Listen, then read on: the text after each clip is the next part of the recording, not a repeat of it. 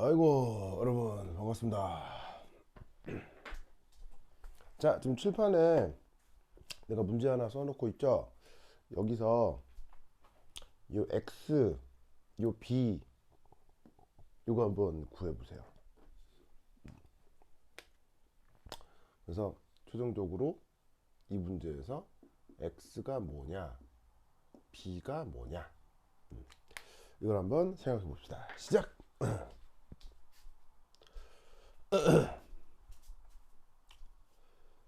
좋아.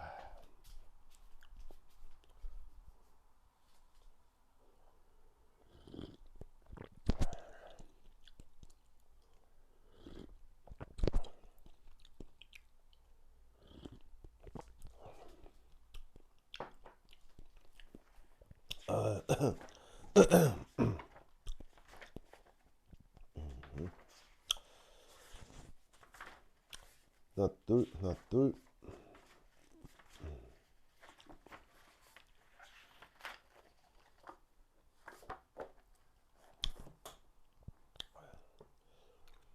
아이고.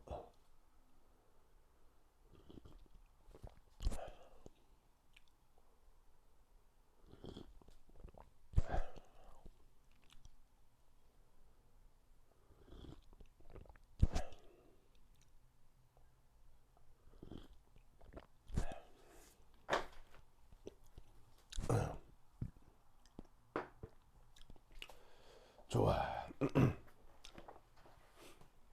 여러분 내 목소리 잘 들리나요? 목소리 잘 들어가요? 하나 둘 셋 넷.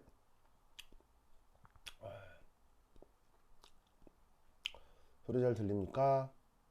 오케이. 자, 지금 문제 보고 있죠?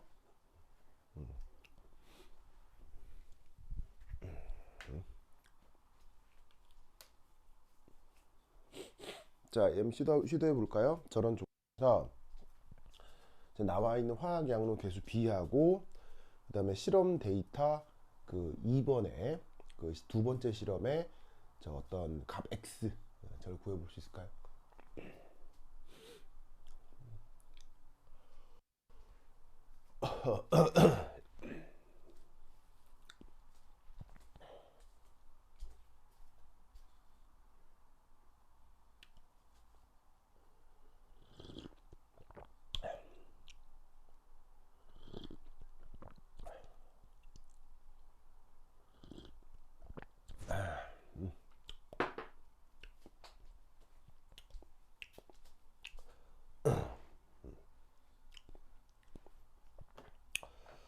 좋아. 자, 이제 한번 살펴봅시다. 좋았어. 형, 형춘, 영진, 영훈, 준서. 오케이. 자, 봅시다. 이게 이제 그 보시다시피 A, B가 반응을 해서 C가 되는 거예요. 알겠죠? 그래서 이제 A가 있고 거기에 이제 B를 넣어서 C가 생성이 되는 건데 재밌는 건 상태가 A는 고체야, 솔리드. 그리고 B하고 C만 기체야. 그래서 반응물 B하고 생성물 C만 기체인데 주어져 있는 반응식에서 그 화학 양분 개수가 1대 B 대 1인 거야. 그래서 이제 A하고 C는 화학 양분 개수가 1, 1인데 B만 B인 거지. B를 모르는 거. 하여튼 이 B도 구해내야 돼. 자, 근데 이제 문제에서 준 정보는 이 기체인 B하고 기체인 C에 분자량 B가 주어져 있어. 16대 1. 보이시죠? 보시죠? 그럼 이제 여기서 우리는 어떤 생각을 할 수 있냐면, B의 분자량 그리고 C의 분자량 이걸 이제 어떻게 표현할 거냐? 우리 이제 보통 분자량이라고 하면 보통 이제 대문자 M 이렇게 이제 쓰잖아요. 그럼 B의 분자량이니까 MB 이렇게 쓰고 C의 분자량이니까 MC 이렇게 쓰는 거지 뭐. 자, 그런데 이렇게 이제 비례식이 있잖아요. 그럼 비례식이 나올 때는 항상 어떤 정보들을 뭐로 나타내 주는 게 좋으냐? 비례상수를 도입해서 좀 절대적인 어떤 그 느낌이 나게 이렇게 표현해 주는 게 문제를 푸는 게 좀 편리해요. 그래서 16대 1이니까 그러면 B의 분자량을 M이라고 하면 C의 분자량은 16M이구나. 저렇게 쓸 수가 있다 이런 말이지. 그래서 여기 있는 m, 이 대문자 m, 이게 뭔가 이게 바로 그 뭐냐 비례상수가 되는 거죠. 그래서 B의 분자량은 m, C의 분자량은 16m. 여기 이제 이런 정보. 그래서 이제 요 주어진 정보는 이렇게 해결하면 되고. 자, 그래갖고 이제 실험 데이터를 보면 이제 A하고 B를 여러 B로 섞었나 봐. 그래서 이제 반응물 A 고체, 반응물 B 기체를 뭐 첫 번째 실험은 2대2, 그러니까 바로 몰수를 줬네. 2몰 7몰을 섞었어. 그랬더니 반응이 그때 이제 반응에 대해서 그 반응이 진행되기 전 초기 상태를 얘기하는 거겠죠. 초기 상태에서는 전체 기체의 밀도가 1, 그 다음에 반응이 끝난 다음에는 7, 그런 식으로 밀도의 B가 주어져 있어요. 그러니까 여기 나와 있는 1하고 7이 밀도의 정확한 값이 아니라 밀도의 절대적인 값이 아니라 반응 전에 초기의 밀도와 반응 후 밀도의 B가 1대7로 나와 있어.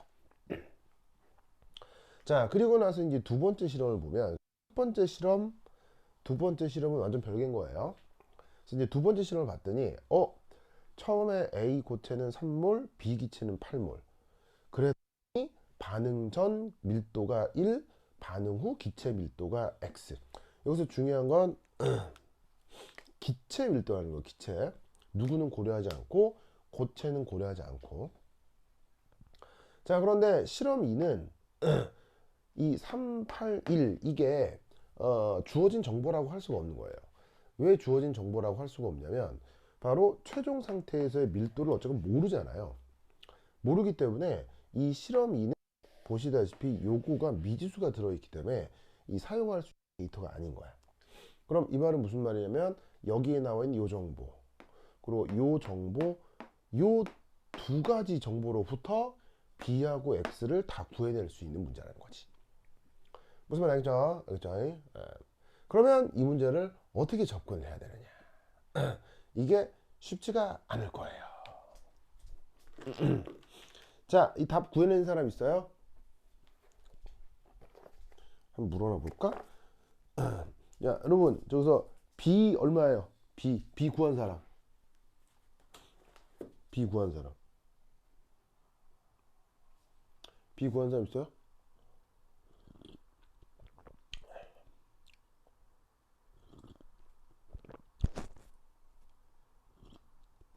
아유, 아니 X 구한 사람. B나 X 구한 사람. 쉽지 않을 걸. 자, 볼까요?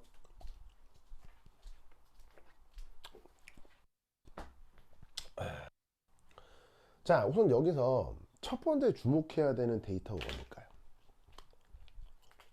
과연 첫 번째 주목. 이제 얘는 그거 특별한 언급이 없이 언급이 없다면 얘는 기본적으로 이제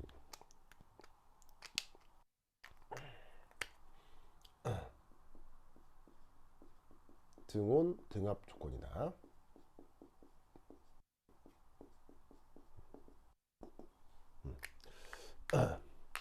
여기서 이제 압력도 변하고 막 뭐 온도도 변하고 그러면 말도 안 되니까 온도하고 압력은 일정한 등온 등합 조건이다.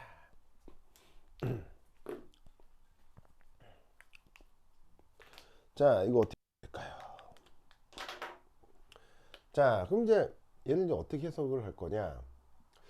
해석이 이제 그 실험 장치를 한번 상상을 해보면, 자, 1이 될 거라는 걸 알 수 있죠. 바로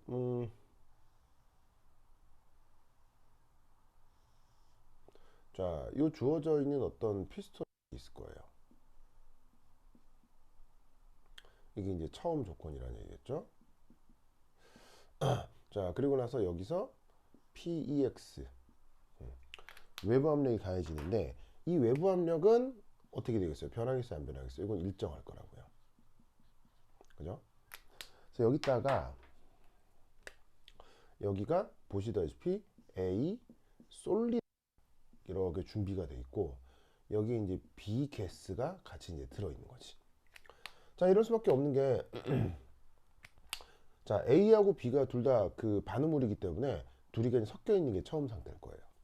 자, 그리고 나서 이제 반응이 진행이 됩니다.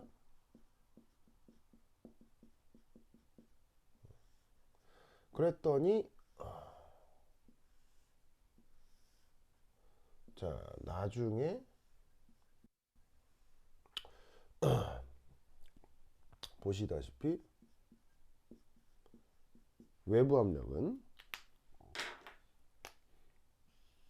역시나 일정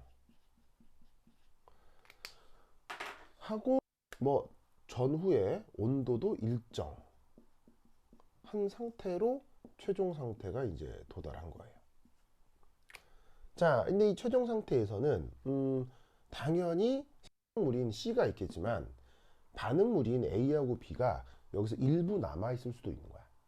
그럼 사실 이 것만으로는 이 최종 상태 이 내부의 조성이 어떻게 될지는 이건 아무도 알 수 없다 이런 말이죠. 무슨 뜻인지 아시겠죠? 그러면 저렇게 되게 깜깜한 문제 같은데 여기서 그러면은 어디에 집중을 해야 되느냐? 바로 여기에 집중을 해야 됩니다.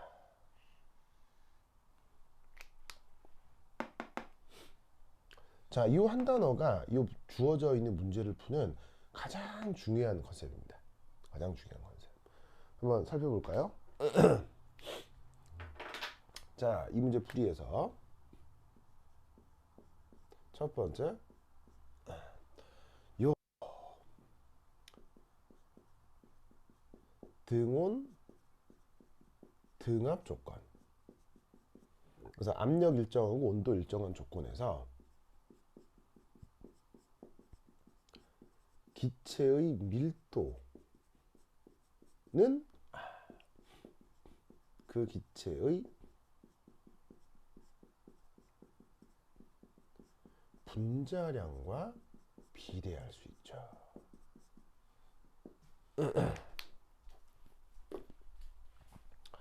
자, 저거 기억할 수 있습니까? 자, 저거 기억하겠습니까?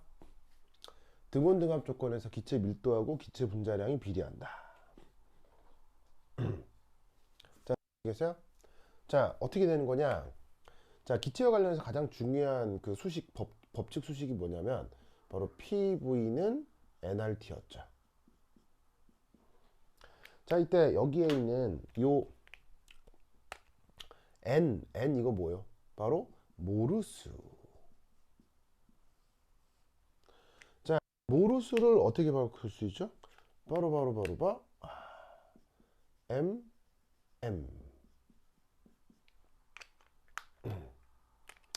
요렇게 바꿀 수가 있죠.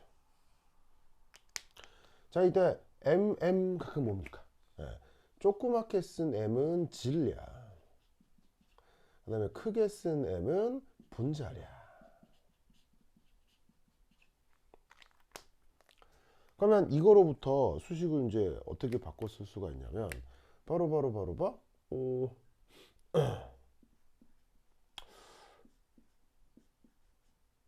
이렇게 쓰고 짜잔 이렇게 쓸 수 있다 이런 말이지. 바로 여기 기체의 부피하고 기체의 분자량을 자리를 약 바꾸는 거야. 그러면 P는 V분의 M RT인데 보시다시피 그럼 이건 뭐? 바로 짜잔 이렇게 쓸 수 있죠. 그럼 이렇게가 뭐야? 자, M이 뭐라고요? 조그만 M이 소문자 M은 질량이고요. V가 뭐야? 부피지. 그럼 질량을 부피로 나눴어? 그런 걸 뭐라고 해? 우후 미르도. 그래서 내가 뭐라고 그랬었냐면 PV는 nRT 이건 당연히 외우는 건데 동시에 뭐도 기억하라고 그랬어요? 바로 PM은 DRT. 그거 기억하라고 했었죠? PM은 DRT. 자, 그래서 이 주어져 있는 PM은 DRT에서 자, 주어진 조건이 뭐야? 등온 등압 조건이래. 등온 등압 조건. 그럼 어디가 일정해? 여기가 만약에 일정하다고 쳐. 그리고 압력 요것도 일정하다고 쳐. 으아. 일정이야. 아, 그러면 여기에 있는 분자. 그 다음에 여기에 있는 밀도. 어떻게 된다니까? 바로 비례한다. 이런 말이지. 그래서 PV는 NRT 외에 저 PM은 DRT 저 수식을 반드시 기억을 해둬야 돼.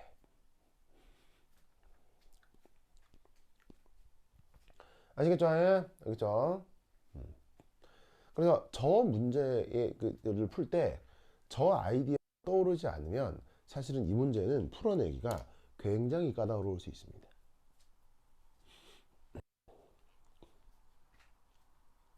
무슨 말씀 아시겠죠? 알겠죠? 이 논리를 꼭꼭 기억해 두시기 바랍니다. 자, 그럼 이때 여기에서 이런 생각을 한번 해볼까요?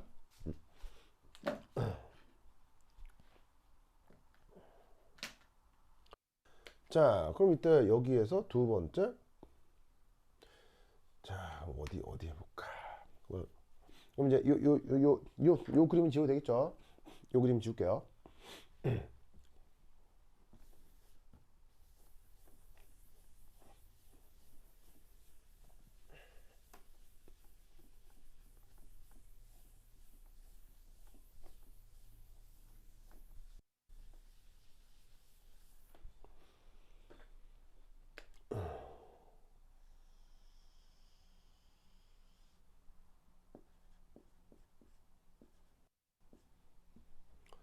자, 그 다음은 실험 1의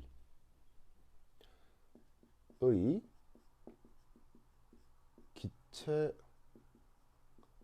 밀도비 그 데이터를 분석해 보도록 하겠습니다.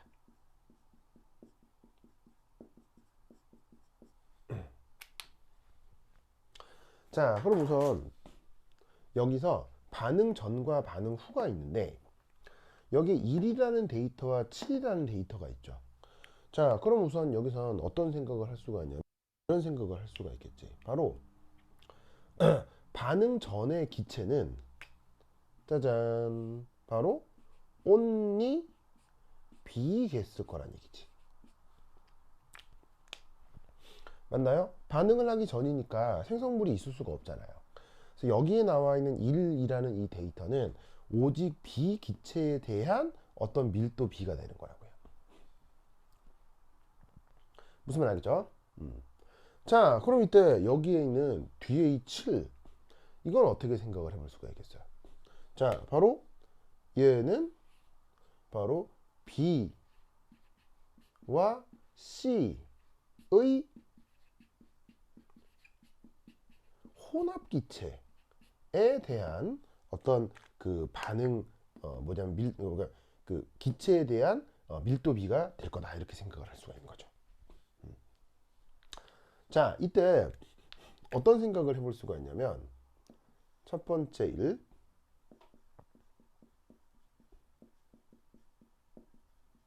반응 전후 기체 밀도 B가 변하고 있죠. 뭐,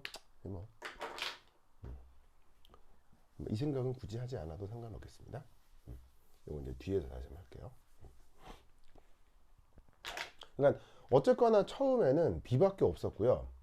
그 다음에 반응이 끝나고 나면 생성물 C가 만들어질 테니까 B가 있는 상태에서 C가 일부 생겼을 테니 기체가 지금 B하고 C가 섞여 있는 게 일반적이다라고 생각을 해볼 수가 있겠죠. 자, 그럼 이때 여기에서 첫 번째 1 바로 반응 후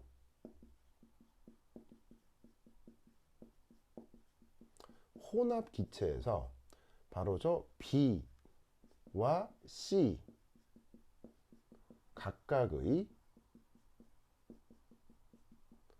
몰 분율을 어떻게? XB, XC라고 합시다.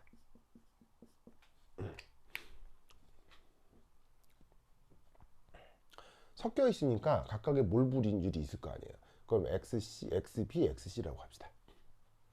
자, 그럼 이것으로부터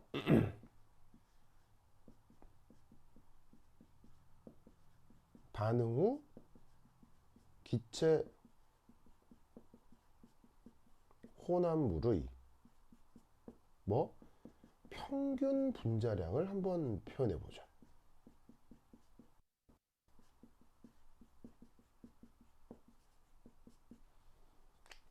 자, 이건 어떻게 표현해 볼 수가 있을까요? 자, B하고 C가 섞여 있는데 몰 분율이 각각 XB, XC래요. 그럼 이 몰 분율은 몇 번 얘기했지만 수학적으로는 뭐라고 생각해도 좋다고 했어요? 바로 존재 확률이다. 그래서 확률과 몰 분율은 같은 개념이라고 했죠. 그러면 몰 분율 혹은 확률이 주어져 있을 때 B하고 C가 섞여 있다면 거기에서의 평균 분자량을 어떻게 표현하면 되느냐? 바로 이렇게 표현해 주면 되죠. M 바 이렇게 한번 표현해 볼게요. 그래서 이렇게 요런 표기가 바로 산술 평균 표현이다. 자, 그 산술 평균을 어떻게 표현한다고 했어요? 이 경우. 자, B하고 C가 섞여 있는데 B의 분자량은 어떻게 표현돼요? MB 이렇게 표현되죠? 근데 B의 존재 확률은 얼마예요? 바로 XB일 거 아니에요? 그 다음 C도 섞여 있는데 C의 분자량은 얼마예요? MC고요. 그 C의 존재 확률은 뭐예요? XC죠? 그래서 각각의 물리량의 존재 확률, 각각의 물리량의 존재 확률을 곱한 다음에 얘를 어떻게 하는 거? 짜잔, 더해주는 게 그게 바로 통계적인 산술평균의 개념이죠.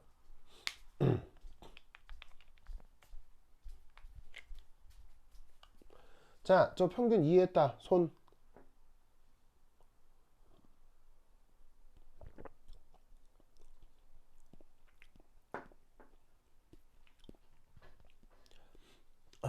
자, 산술평균 저렇게 표현하는 거 표현했다. 손, 손. 오케이, 오케이. 자, 그럼 이따가 여기서 우리가 표현해준 이 16대 1이라는 값을 여기에 넣는 거예요. 저 어떻게?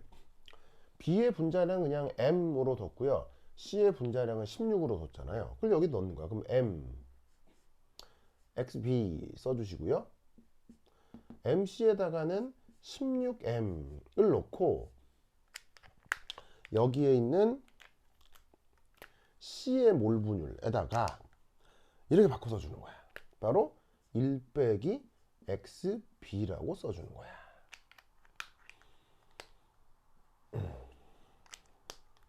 자, 왜겠어요? 바로 몰 분율은 존재 확률인지라 다 더하면 값이 뭐가 돼야 돼요? 더하면 1이 돼야 되죠. 그래서 C의 몰 분율을 1 빼기 XB로 표현하였어요. 자, 그러면 얘를 조금 더 정리를 하면 그 표현은 어떻게 될까요? 자, 바로 이렇게 표현되겠네요.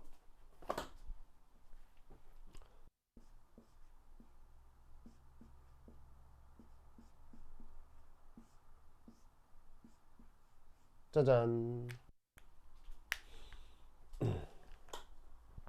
자, 저렇게 표현됐다는 거 아시겠어요?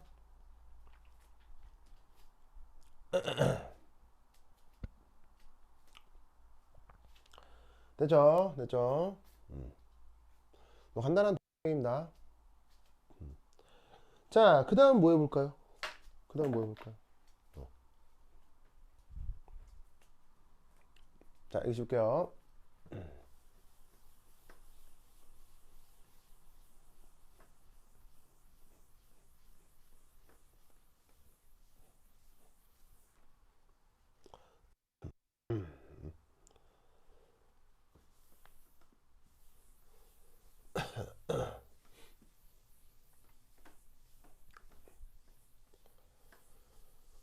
이거.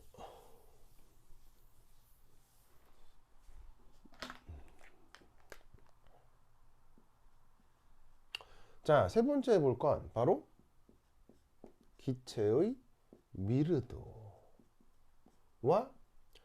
기체의 분자량. 이게 뭐 한다? 비례한다. 어떤 조건에서?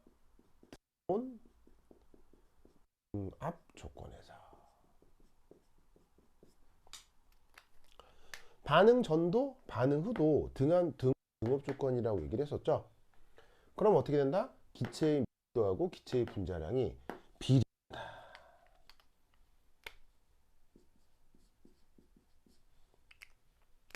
자, 그럼 이때 얘를 어떻게 풀 수 있겠다는 얘기입니까? 자, 보세요. 반응 전에는 오직 누구만 있다고요? 비가스만 있다고 했죠. 그럼 비가스의 분자량이 얼마예요? 비가스의 분자량. 바로 M이죠, M. 자, 그 다음 반응 후 기체, 혼합 기체니까 그 혼합 기체의 평균 분자량을 생각해야 되겠죠. 반응 후 비기체의 평균 분자량은 바로 요거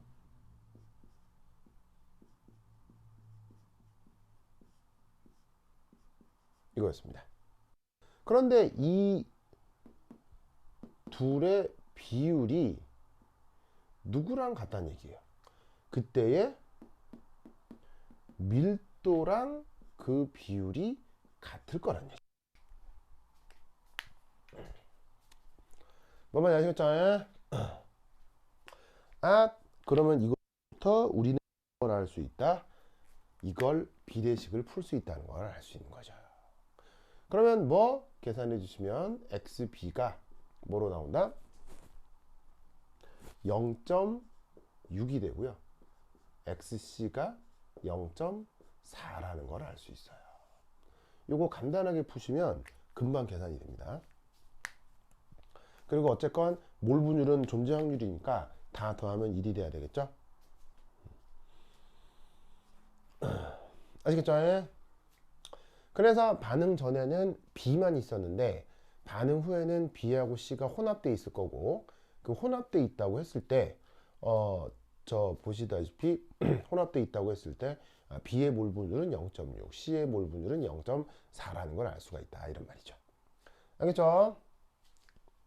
자, 이때 어떤 생각을 해볼 수도 있냐면 아, 선생님, B하고 C가 혼합기체라는 가정이 있나요? 혼합기체라는 그 가정이 틀릴 수도 있잖아요. 무슨 말이냐? 반응이 끝난 다음에 B가 남아있질 않고 싸그리 사라져 버리면 기체가 전부 다 C로만 바뀌어서 최종 생성물인 반응 후에서 그 기체가 혼합기체가 아니라 순수한 C 기체로 있을 수도 있는 거 아니에요. 무슨 말씀인지 아시겠어요? 반응 전에는 확실히 B만 있는 게 맞는데 반응이 끝나고 나면 B하고 C가 섞여 있을지, 아니면 사실 B는 하나도 없고 C만 있을지, 이걸 어떻게 그냥 알아서 판단할 수 있느냐? 왜 이렇게 혼합기체라고 단정하느냐? 이렇게 단정하면 틀리는 게 아니냐? 이렇게 생각해 볼 수가 있죠. 그런데 이 경우는 충분히 혼합되어 있다고 해도 모든 경우의 수를 다 아우를 수 있는 거예요. 왜일까요? 바로 얘가 최종 생성물에서 B하고 C가 혼합되어 있건, 아니면 C가 없고, 아니 B가 없고 C만 만들어지는 순수한 C건 관계가 없는 거예요. 왜? 만약에 B하고 C의 몰 분율을 각각 XB, XC로 가정을 했잖아요. 그러면 실제 주어져 있는 데이터가 이 성립을 하려면 보시다시피 XB, XC를 통해 구했을 때 만약 XB도 얼마의 값이 나오고 XC도 얼마의 값이 나오면 어떻게 되겠어요? 아, B하고 C가 실제로 섞여 있나 보다, 이렇게 판단하면 되고요.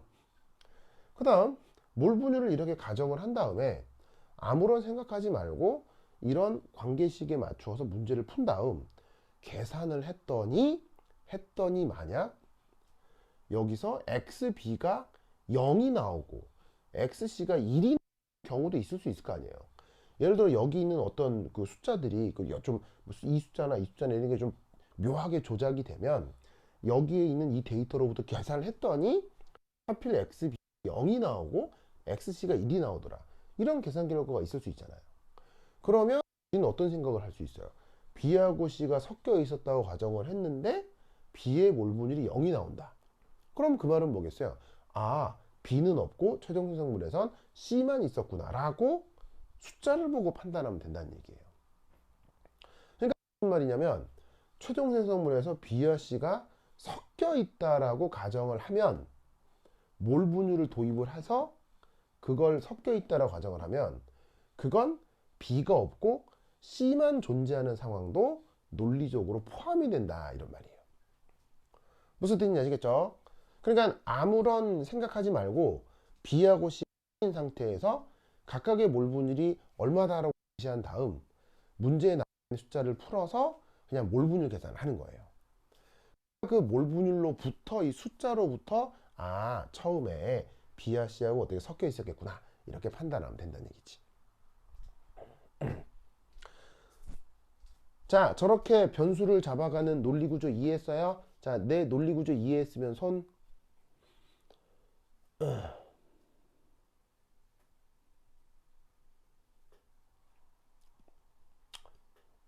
자, 논리구조 이해했으면 손. 오케이. 자, 그 다음 우리는 또 어떤 생각을 해볼 수가 있느냐. 바로 네 번째, 요런 생각을 해볼 수가 있어요. 자, 어떤 생각을 할 수 있느냐. 바로 요렇게.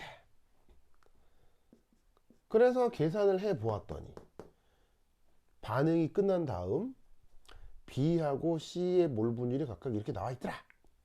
그럼 이 말은 무슨 말이냐?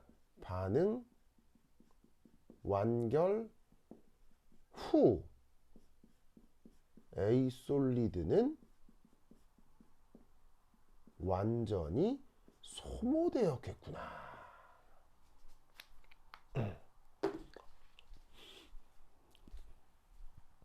여러분, 반응은 어떻게 진행이 됩니까? 반응은 생성물이 언제까지 만들어져요? 바로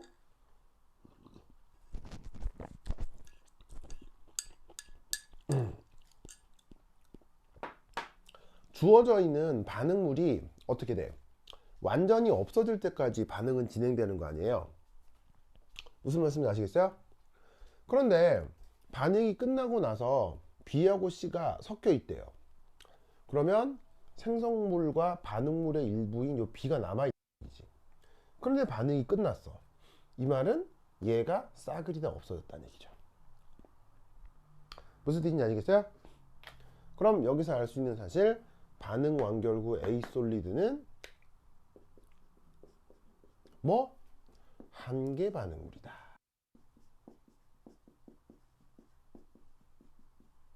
자, 한계 반응물 영어로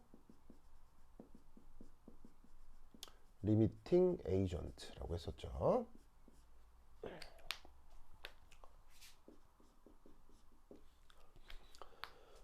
그래서 아무 생각하지 말고 B와 C의 몰 분율을 각각 정한 다음에 반응 후에 문제에 나와 있는 데이터로부터 몰 분율을 구해요. 그럼 몰 분율을 구해서 값이 나왔지? 그 값으로부터 이런 해석을 하는 거야. 오, 실제로 B하고 C가 섞여 있었네. 그럼 B하고 C하고 섞여 있다는 말은 반응물하고 생성물 섞여 있는데 반응이 끝났어. 그러면 반대쪽 반응물은 완전히 소모돼서 없어졌겠구나.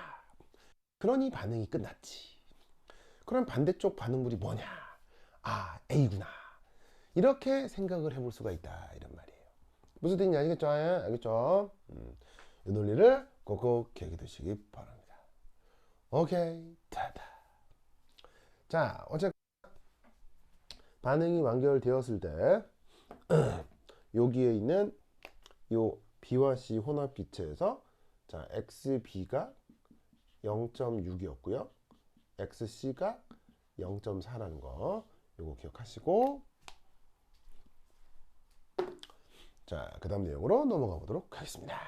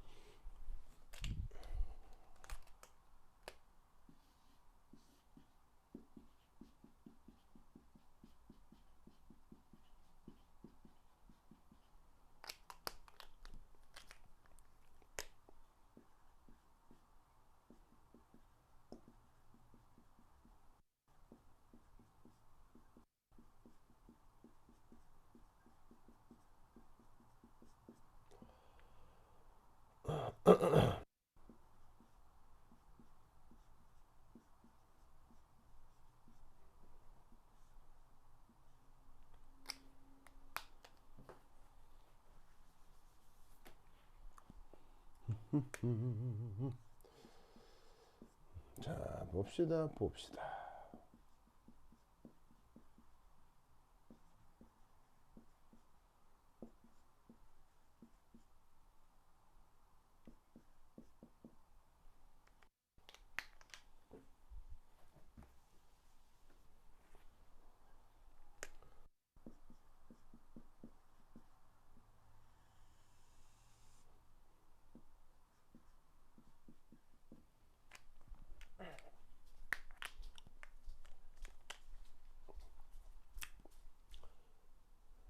자, 앞서까지의 가장 중요한 결론은 뭐죠? 바로 반응이 완결된 후 B하고 C 기체가 섞여 있으며 그들의 존재비가 0.6 대 0.4 그리고 A는 한계 반응물이라는 거죠. 자, 그 생각을 가지고 여기에 있는 실험 1의 데이터를 분석해 보도록 합시다. 자, 넣어준 A하고 B의 몰수는 A가 2몰, B가 7몰입니다. 자, 그럼 반응은 몇 대 몇 대 몇으로 하겠어요? 바로 1대 B 대 1. 자, 그러면 이때 1대 B 대 1일 때 재밌는 건 실험 1에선 누가 한계 반응물이요? A가 한계 반응물이라고 했죠. 그럼 A가 한계 반응물이라는 얘기는 A가 있던 게 싸그리 없어져서 사라진다. 저렇게 생각해 볼 수 있다는 얘기죠. 그러면 나머지 B와 C의 반응 B는 어떻게 될까요? 화학양론 계수가 1대 B 대 1이다 보니까 B는 2B만큼 반응해서 없어질 거고 C는 2몰만큼 생성이 되겠죠. 그러면 최종 생성물에서 B의 몰수는 요렇게, C의 몰수는 요렇게 되겠네요.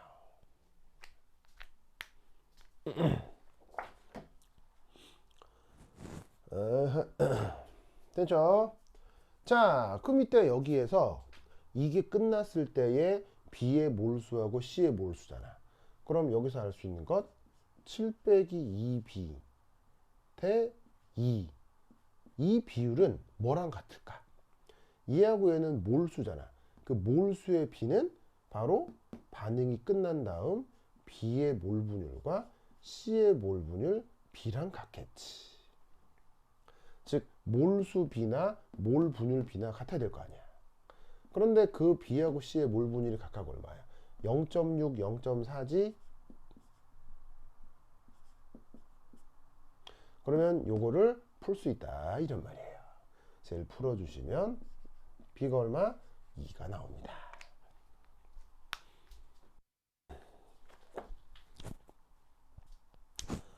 이거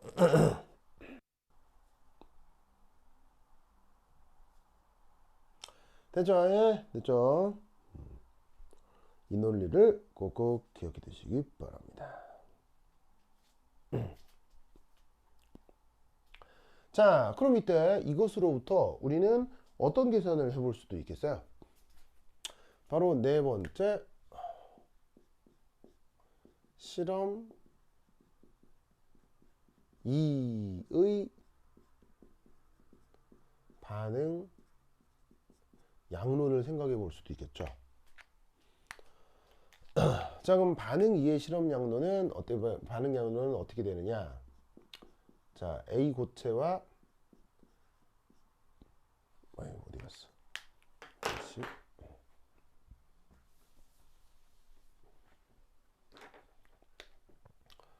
자, A 고체하고 자, B 가스가 반응을 해서 C가 만들어질 텐데 이때 이 B의 화학양론 계수가 얼마?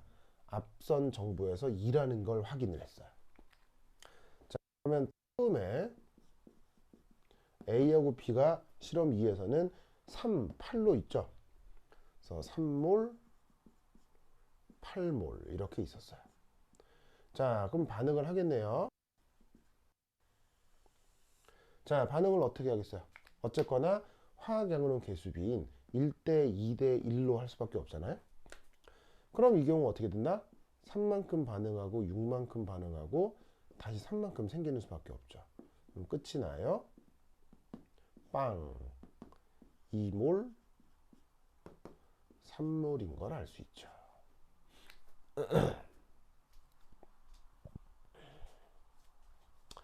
맞습니까? 이렇게 되겠네요. 자, 그럼 여기서 알 수 있는 사실은 뭐냐면, 경우 최종 상태에서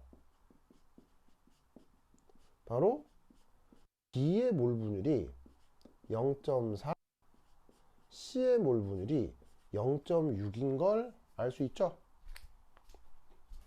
맞나요?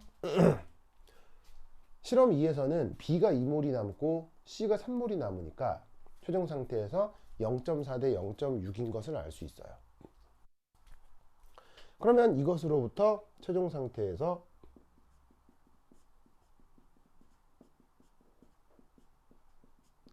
기체들의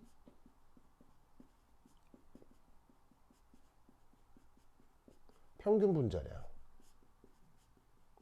어떻게 표현하면 되겠습니까? B하고 C가 섞여 있으니 B의 분자량에 B의 존재 확률, C의 분자량에 C의 존재 확률을 곱해서 더해 주시면 되겠죠. 그러면 B의 분자량은 M이라고 해서 B의 존재 확률은 0.4, C의 분자량은 16M이라고 했었는데 C의 존재 확률은 0.6. 맞나요? 그러면 쟤를 계산한다. 그러면 뭐가 나올 것이냐? 10M. 아시겠죠? 자, 그런데 이때 어쨌거나 등온, 등압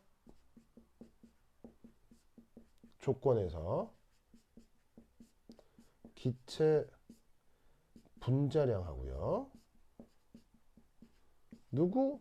기체의 밀도가 비례한다라고 계속 말씀드렸죠.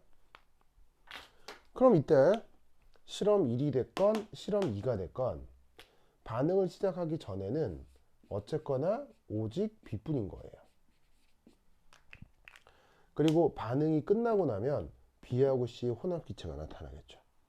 오직 B이기 때문에 반응 전에 기체의 분자량은 MB가 될 거고요. 반응 후에 이 기체 전체의 평균 분자량은 10M이 될 거예요.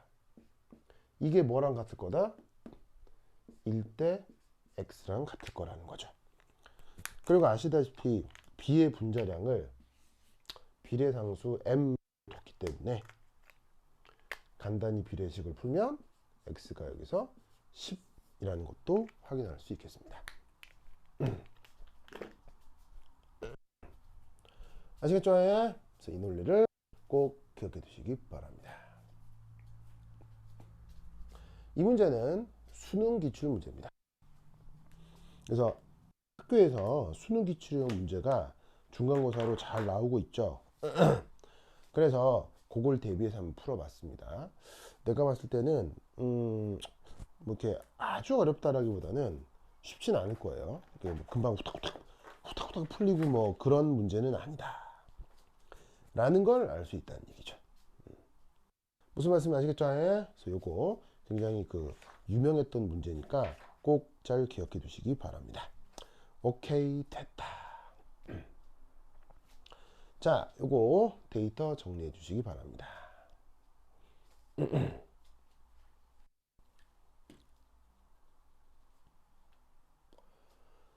자, 됐죠? 자, 칠판 지우겠습니다.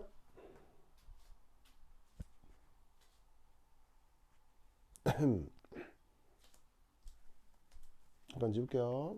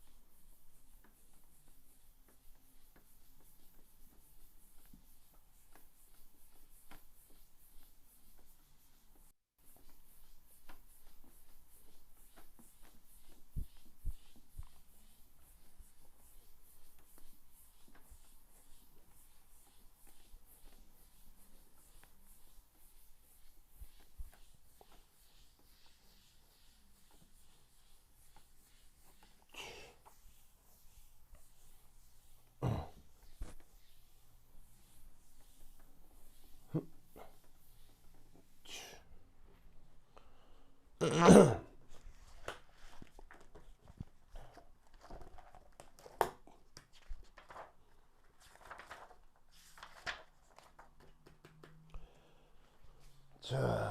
그다음 교재에 보시면 연습 문제 6번 있을 거예요.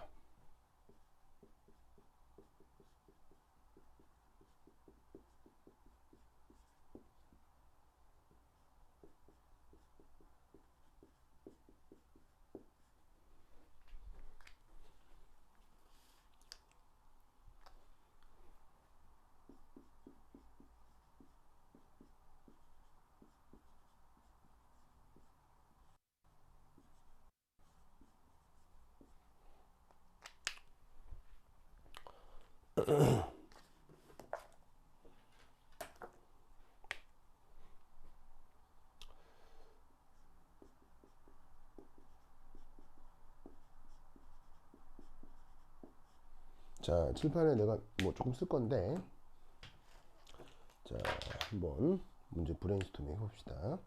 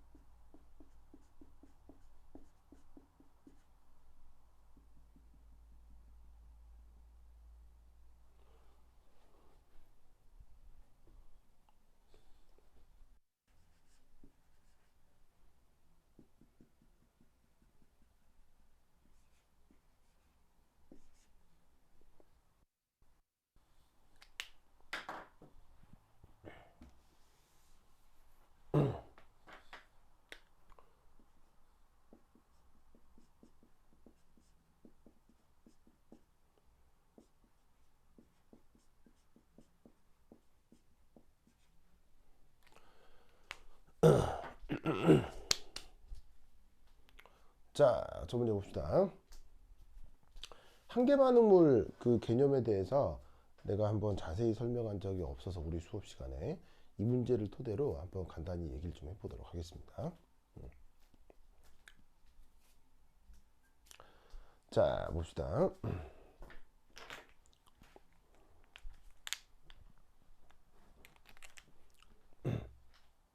반응물이 두 개가 있습니다. A가 있고 B가 있고요. 생성물이 C입니다. 이때 A도 기체, B도 기체, C도 기체인데 뭐 이렇게 기체냐 아니냐는 뭐 크게 중요하진 않아요. 자, 여기서 우리가 이제 어떤 생각을 해야 되냐면, 자, 문제를 거기 연습 문제 6을 읽으시면요, 이 문제 6에선 뭐 또 당연히 뭐 또 이제 그 문제 6은 또 등온 등합 조건이에요. 뭐 등온 등합.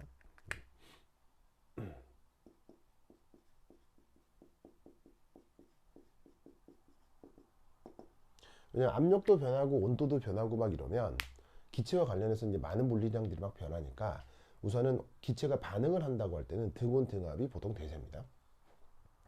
자, 이때 문제를 읽으면 바로 A가 기존에 일정량이 준비가 되어 있어요.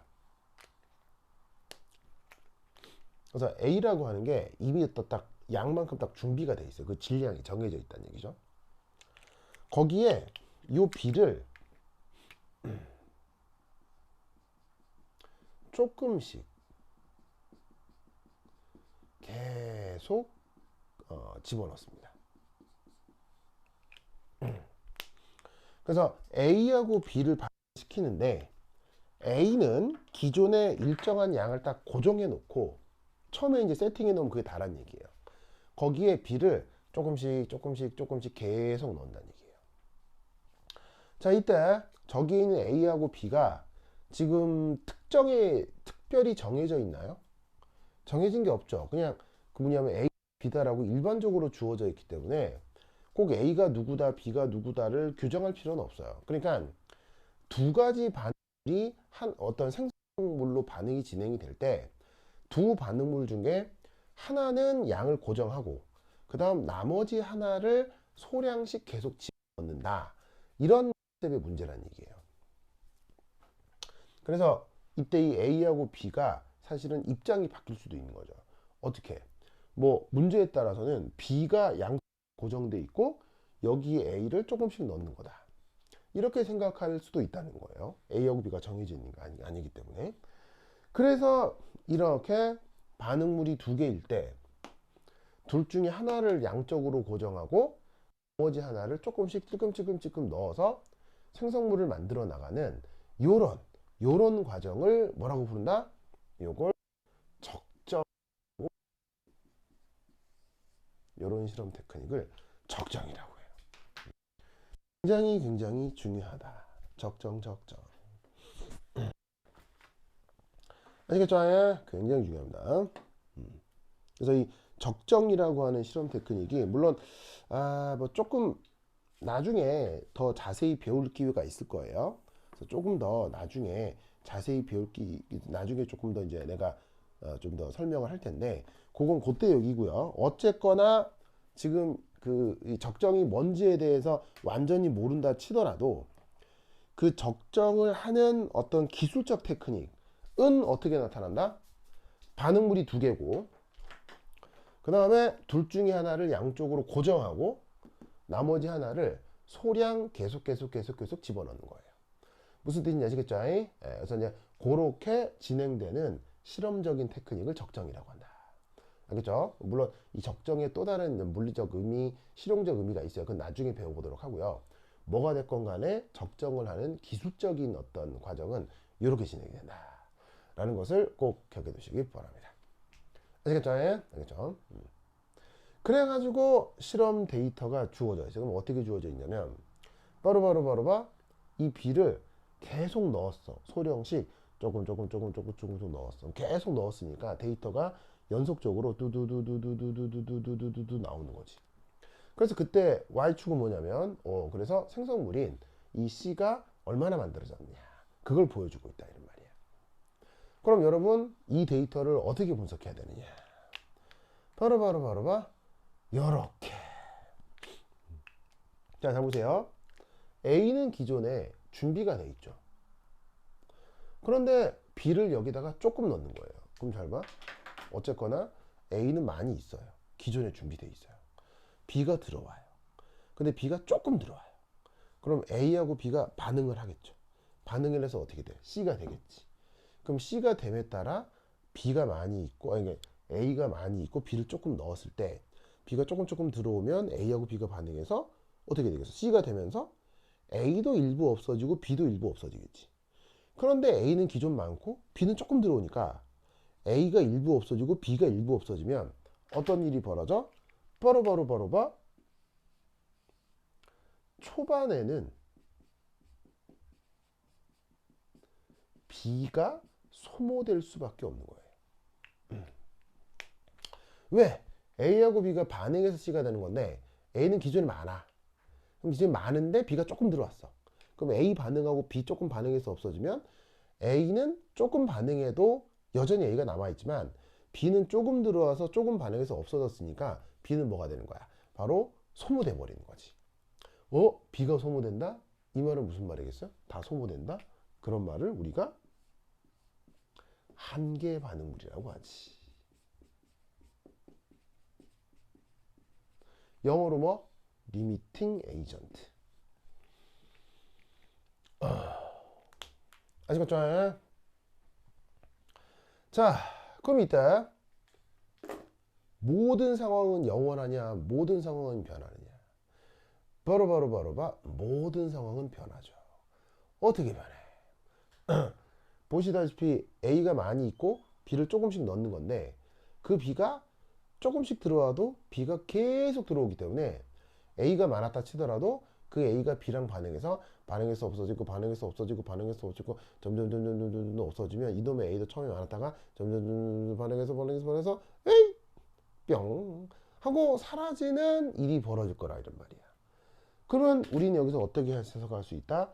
초반에는 B가 소모돼서 없어진다고 생각할 수 있지만 B가 소량씩 계속 들어오는 게 중요해. 계속. 그래서 어떻게 돼? 짜잔. 후반에는 어떻게 된다? A가 리미팅 에이전트가 될 거다 이런 말이죠.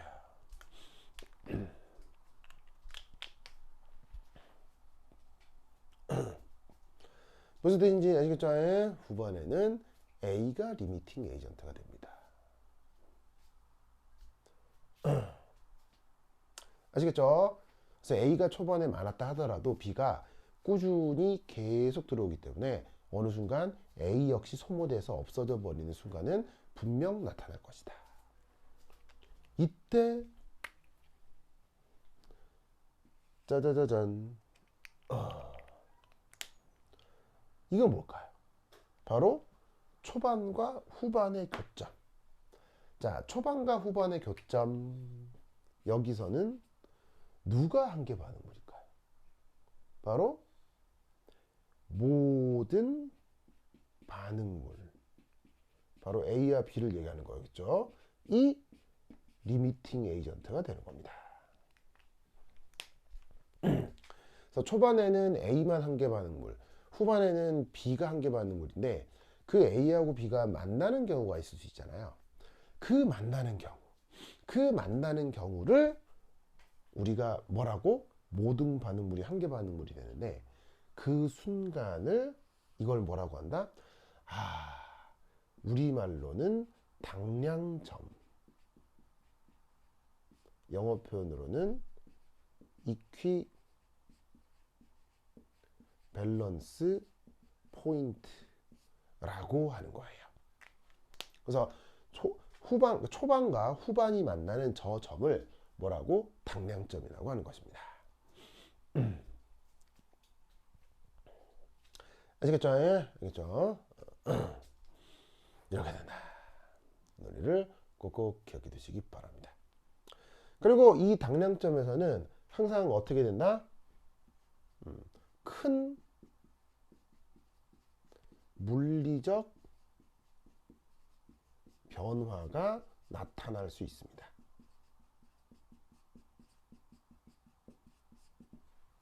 즉 당량점을 기준으로 그 전후에 뭔가 큰 변화가 나타날 수가 있어요.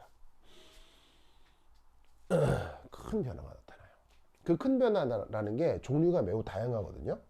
그래서 뭐 색깔이 확 변할 수도 있고요, pH가 확 변할 수도 있고요, 뭐 전이가 확 변할 수도 있고, 밀도가 확 변할 수도 있고, 부피, 질량, 뭐 탁도, 굴절률, 생각할 수 있는 인간이 뭐 이렇게 찾아볼 수 있는 거의 대부분의 물리량들이 확 변할 수가 있어요. 이 당량점이라고 하는 점을 기준으로. 그래서 당량점에 도달하기 전의 상태와 당량점에 도달하기 후의 상태가 물리적으로 완전 달라서 그 당량점을 탁 지나는 순간 뭔가 확 하고 큰 변화가 나타나요. 지금은 어떻게 확 하고 큰 변화가 나타나냐면, 자, Y축이 뭐죠? C가 누구냐면 요 생성물이잖아요. 요 생성물의 그 질량이 어떻게 된다? 질량이 그 변하는 정도가 점점 커졌다가 갑자기 보시다시피 기울기가 0이 되는. 그래서 C가 생성물이 만들어지는 경향성의 기울기가 확 달라지고 있죠. 그래서 요 직선의 기울기, 요 직선의 기울기는 완전 불연속적으로 달라지고 있잖아요. 무슨 말씀 아시겠죠? 이런 식의 급격한 물리적 변화가 나타날 수 있어요. 지금은 단순 그래프의 기울기 변화인데 그게 아니라 뭐 색깔이 변할 수도 있고, 질량이 변할 수도 있고, 전위가 변할 수도 있고, 여러 가지가 있을 수 있다고 했죠. 뭐 pH가 변할 수도 있고. 그것에 대한 구체적인 예들은 나중에 좀 더 배워보도록 하시고, 어쨌거나 이 논리를 꼭 기억해 두시기 바랍니다. 아주 중요합니다. 굉장히 오케이, 됐다.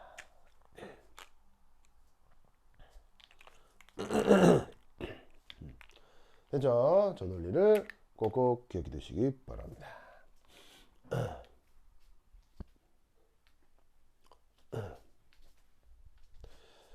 자, 그럼 이때 여기서 우리가 또 어떤 분석을 해볼 수가 있느냐. 그러면 여기에서 가장 중요한 게 바로 요 당량점이 되겠죠. 그럼 이때 여기에서 저 당량점의 데이터 분석해 보아야 하겠어요. 자, 당량점 분석. 이거 어떻게 하면 되겠느냐.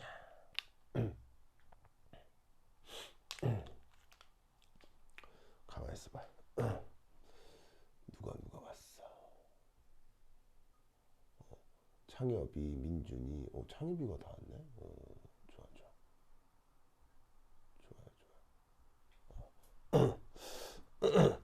내가 여러분보다 더 어릴 때, 초등학생일 때지. 내가 초등학생. 그럼 내가 언제 초등학생이었느냐. 1988년에 우리나라에 올림픽을 했었어요.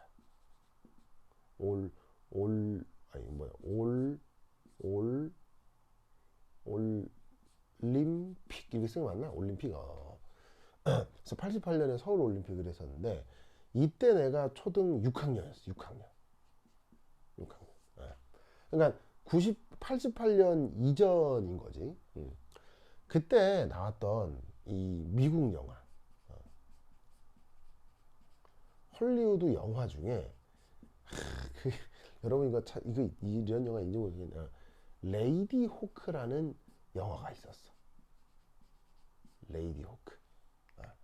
혹시나 이 영화 본 사람? 혹시나 저 레이디 호크라는 영화 본 사람? 이게 아마 케이블 TV에서도 여기서 잘 안 하기 때문에 이게 보기 되게 어려울 텐데, 나나 여러분 엄마 아빠 세대들은 저거 기억하는 분들이 있을 수도 있어요. 왜냐면 이때 당시는 뭐 우리나라의 뭐 이렇게 문화적 역량, 그게 아직은 그렇게 지금처럼 이 전 세계를 호령할 때가 아니었기 때문에 뭐냐면은 헐리우드에서 들어온 영화다라고 하면 사람들이 묻지도 따지지도 않고 뭐 즐겁게 보던 그런 시절이었어요. 요즘은 헐리우드 영화 중에도 야 진짜 저런 영화는 돈 꼬라박은 이제 쓰레기다 뭐 이런 영화들이 참 우리 눈에도 다 많이 보이지만, 옛날에는 뭐 그런 게 있어요. 헐리우드 영화면 그냥 다 사람들이 가지고 재밌다고 보고 막 그럴 때였는데, 이것도 뭐 그런 일환에 그냥 아주 간단한 그냥 오락 영화예요. 오락 영화. 그래서 이제 이게 제목이 레이디니까는 숙녀, 포크니까 매요. 이렇게 슉 하는 나라는 맹금류매. 그래서 여자인데 매야. 이게 뭔 말이냐? 이 어떤 성이 있는 어떤 킹덤,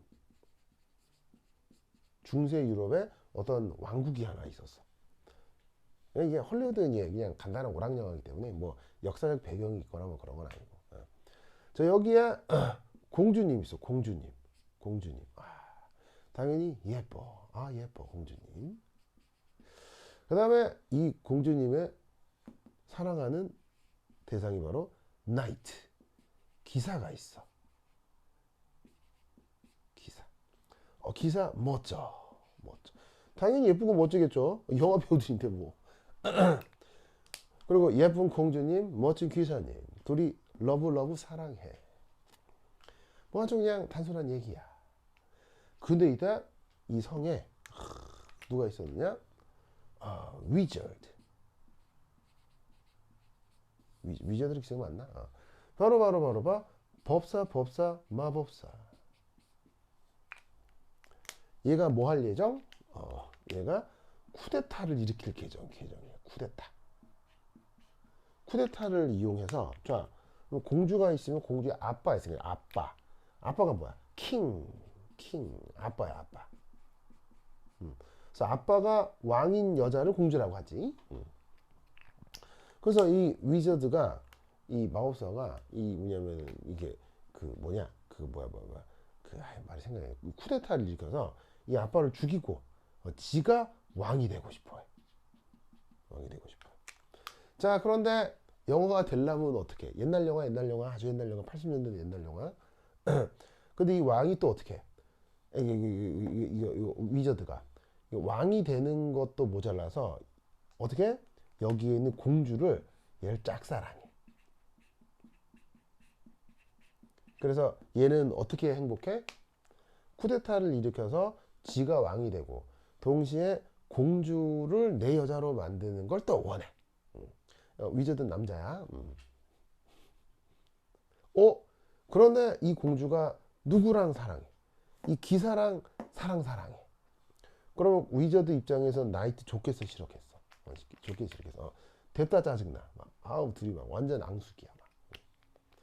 자, 그럼 여러분이 시나리오 작가라고 쳐. 뭐 어떻게 하면 되겠어? 어떻게 하면 되겠어? 자, 쿠데타는 일으킬 거야. 그런데 이 나이트가 당연히 싸움 잘하겠어 못하겠어? 주인공인데. 아주 그냥 전투력 만빵이겠지. 그러면은 이 마법사 입장에서는 전투력이 강한 기사가 성에 있으면 쿠데타 성공이 안 될 거 아니야. 그러면 어떻게 해야 쿠데타를 성공할 수 있겠어? 이 기사를 좀 바보처럼 만들어야 되겠지. 그럼 저 기사를 어떻게 바보처럼 만들까? 좋아요. 어떻게 바보처럼 만들까? 바로 마법사의 테크닉을 쓰는 거야. 자, 마법사의 테크닉을 뭐라고 해? 그걸 마법이라고 하지 뭐. 알겠죠? 네. 그럼 마법사가 마법을 걸어. 어떻게 걸어? 요 둘이한테 마법을 동시에 거는 거야. 어떻게 동시에 거냐? 자, 어차피 둘이 러브러브 하는 것도 보기 좋아, 꼴보기 싫어. 아주 꼴보기 싫지. 그리고 전투력 강한 기사도 쫓아내야 되겠지. 그래서 둘한테 동시에 마법을 거는 거야. 어떻게 마법을 건다? 짜자자잔. 바로 밤과 낮 동안, 밤과 낮 동안 이 공주하고 나이트의 모습을 바꾸는 거야. 어떻게? 밤중에는 공주를 사람으로 만들어. 근데 낮 동안에는 이 공주가 호크, 하늘을 날아다니는 매가 되게 만드는 거야. 밤중에는 이 나이트를 이리로 만드는 거야. 울프. 그리고 낮 동안에는 이게 나이트를 사람으로 유지시키는 거지. 이게 알겠어요? 그래서 어떻게 된다? 공주가 어떻게 돼? 사람으로 있는 동안에는 기사가 늑대로 있게 되는 거고, 기사가 사람으로 있는 동안은 공주가 매로 존재하게 되는 거야. 그러면 이 사정을 둘이 알겠지. 왜? 동시에 마법에 걸렸으니까. 그럼 어떻게 되겠어? 공주가 사람으로 있어도 이 늑대를 쫓아낼 수가 없네요. 같이 있어야 돼. 매도 사람으로 있는 동안, 이게 이 나이트도 사람으로 있는 동안 이 매를 쫓아낼 수 없어. 같이 다녀야 돼. 그래서 어떤 일이 벌어져?